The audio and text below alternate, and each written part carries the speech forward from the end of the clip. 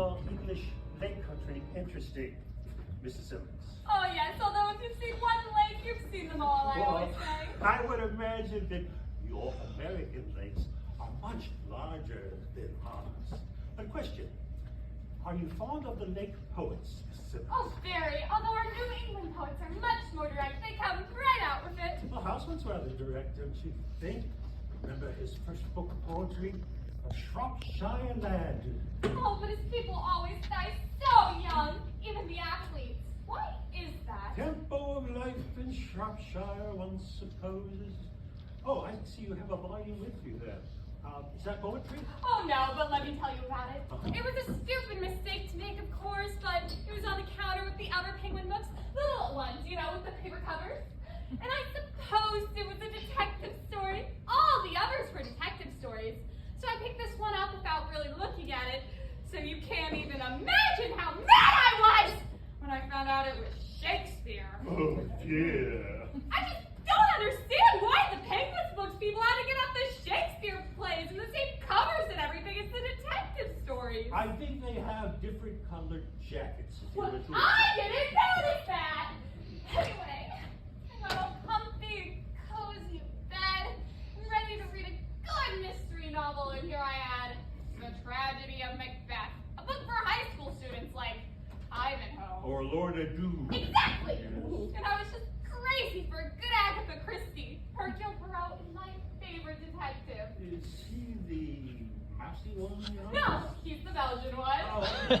You're thinking of Mr. Pinkerton. He's the one who helps Inspector Bull. He's good too. Well, I would imagine that an expert like yourself is often able to figure out in advance the identity of the murderer. Oh, I'm not as smart as Hercule Poirot. At least one of his mysteries fooled me completely. Really? Yes, you see, there was a woman standing over the body with a gun, and it turned out that the victim had been shot. Open and shut case, I would But guess, right? too open and shut.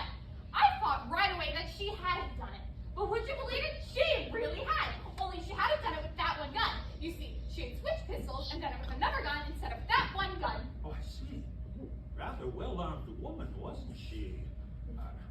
Listen, did you read Macbeth? I had to read it. There wasn't a scrap of anything else to read in the whole room. But did you like it?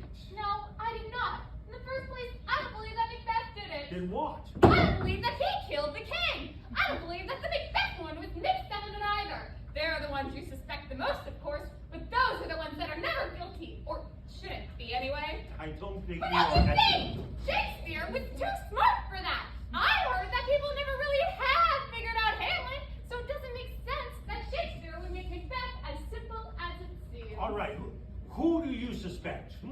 Macduff! Good God. Oh, Macduff did it all right. Hercule Poirot would have got him early. How did you figure this out? Well, I didn't at first. At first, I suspected Banquo, and then he was the second person killed. That was good, right? Hey, that part. Second victim should always be the first person you suspect. Is that so? Well, yes, they have to keep surprising you. Well, for a while, I didn't know who had done it. But what about King's sons? Malcolm and Donald Bain. As I recall, they fled right after the first murder. That's suspicious. Much too suspicious. When they take it on the land, they're never guilty. I think I'll have a brandy.